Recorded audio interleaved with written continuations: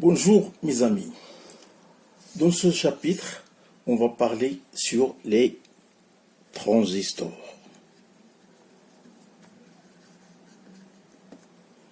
Donc, pour simplifier l'explication du mot transistor, on trouve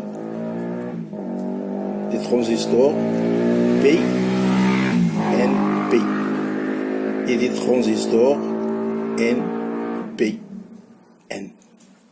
Si vous voyez bien, ce n'est que l'assemblage de deux diodes PN.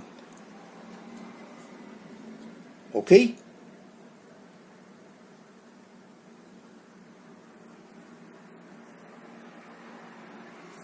PNP. C'est l'assemblage de deux diodes. Ou bien, dans ce cas-là, N, P, N. Donc, les deux types de transistors qu'on a, c'est type PNP et NPN.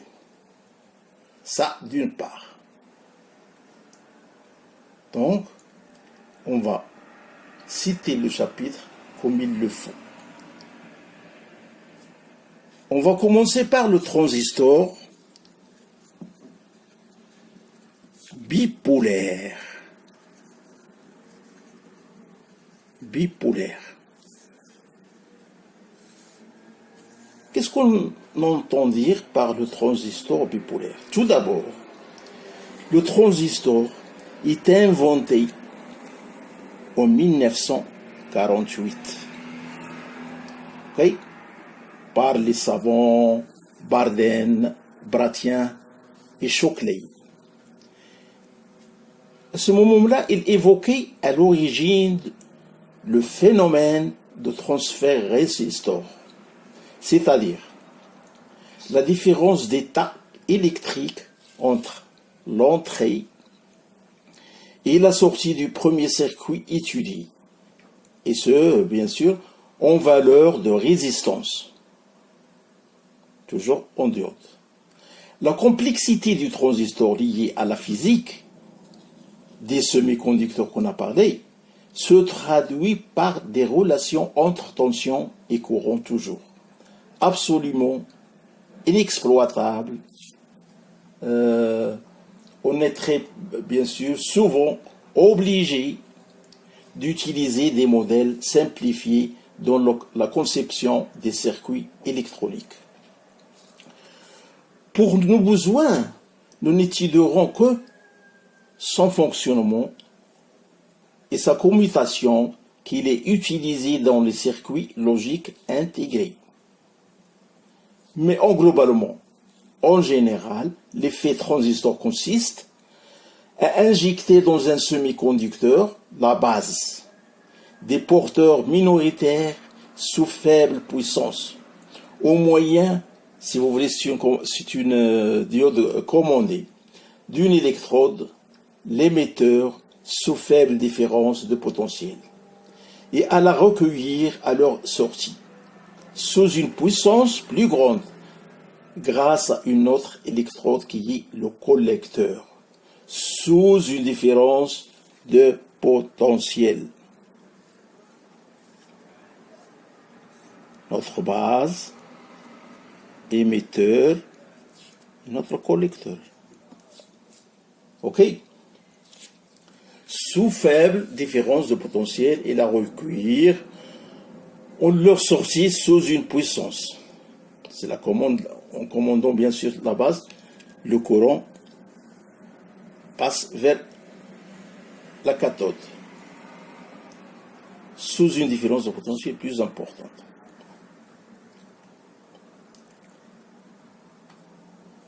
Faisons l'exemple dans notre transistor NPN. NPN.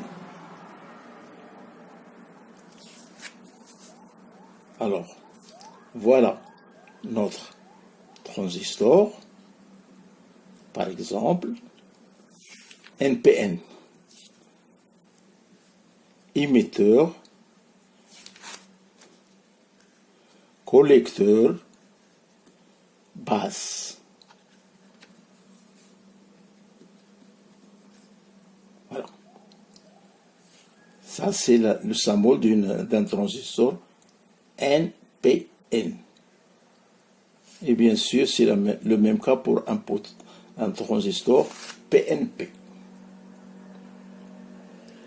Toujours le même schéma. En fonctionnement normal, la jonction base émetteur d'un transistor bipolaire est polarisée en direct. Et la jonction collecteur, et la jonction base émetteur d'un transistor bipolaire polarisé en direct.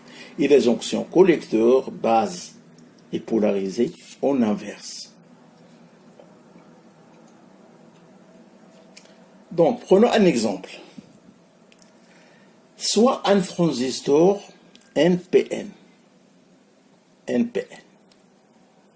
avec la convention suivante sur le courant. Voilà. On a IB,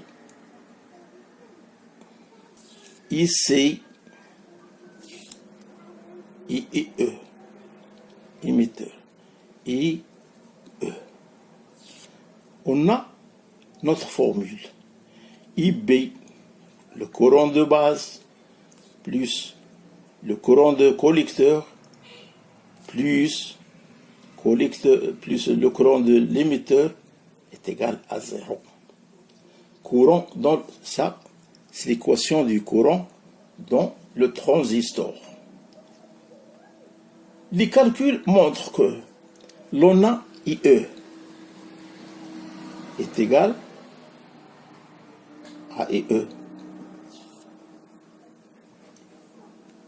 I du collecteur est égal bêta IB par formule. Dont bêta, c'est le gain en courant du transistor. Toujours, à peu près, on lui donne la valeur 100.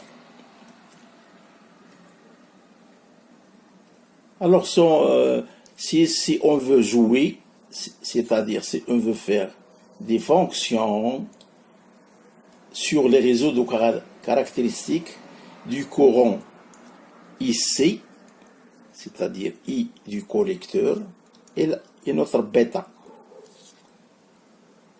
avec notre VCE, c'est-à-dire la tension entre collecteur et l'émetteur. OK? Alors notre bêta, si vous voulez, c'est la constante la plus grande, qui varie de A à B. Voilà. C'est une ligne de A à B. Et notre courbe allant du plus petite valeur jusqu'à la grande.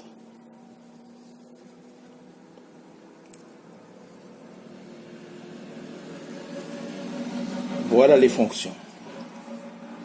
C'est-à-dire réseau des caractéristiques IE en fonction de la tension émetteur-collecteur, qu'on appelle VCE. Alors, le transistor bipolaire, en coïncidant avec le réseau des courbes IE en fonction de VCE, ce réseau de courbes est utilisé pour fixer les points de fonctionnement des différents montages. Passons au transistor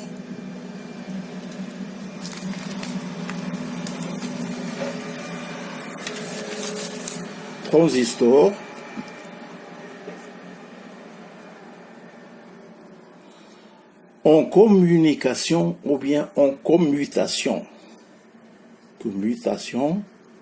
Ou bien en communication, en plein de fonctionnement. Le montage de base est le suivant, par exemple.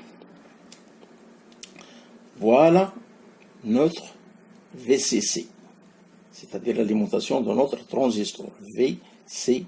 C. Notre résistance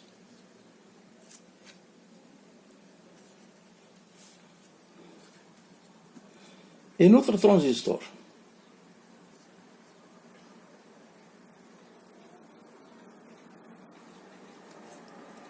Notre émetteur à la masse et notre base avec la roue R qu'on appelle VBE. OK?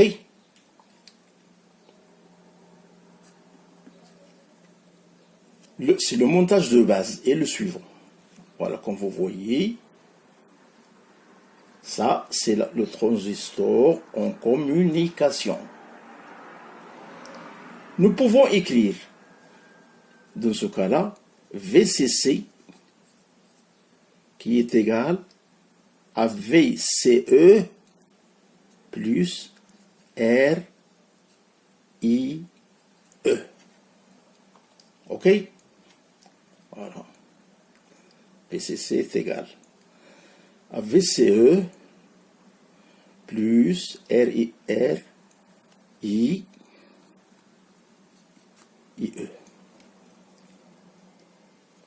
Avec I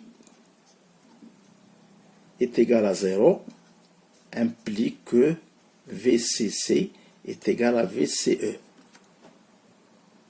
Dans notre cas, c'est VCE est égal à 0 implique I passant dans notre émetteur est égal à VCE sur R.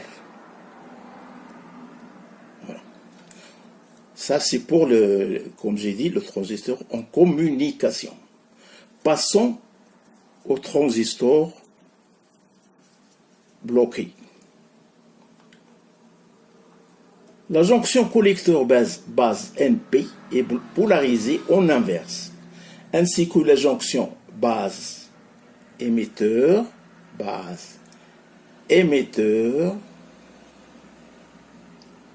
bloquée. On a donc deux jonctions polarisées en inverse et en série, ce qui correspond à une résistance très grande, c'est-à-dire très élevée. Et le transistor est assimilable à un interrupteur ouvert. Un interrupteur ouvert.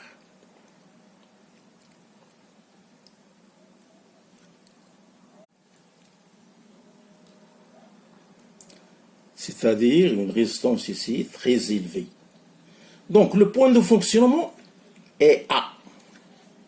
Voilà le point de fonction, et A et B par exemple. La sortie S. La sortie S presque au potentiel VCC. Voilà. À travers bien sûr une résistance.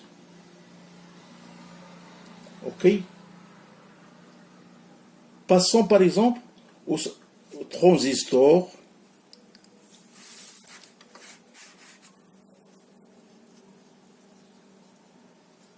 saturé. Donc on a parlé des transistors communication bloqué, on passe au transistor saturé. Là on augmente IE par l'intermédiaire de VBE. C'est notre commande. Le point de fonctionnement va se déplacer sur la droite de charge depuis le point A jusqu'au point B. Voilà, on discute toujours sur ce schéma-là. La jonction collecteur-base, c'est-à-dire NP, est polarisée en direct, ainsi que la jonction base-émetteur, vous voyez, on a donc deux jonctions polarisées en direct, en série aussi, ce qui correspond à une résistance très faible. et le transistor est assimilable à un interrupteur fermé. Donc, une résistance très faible. Ok? Le point de fonctionnement B,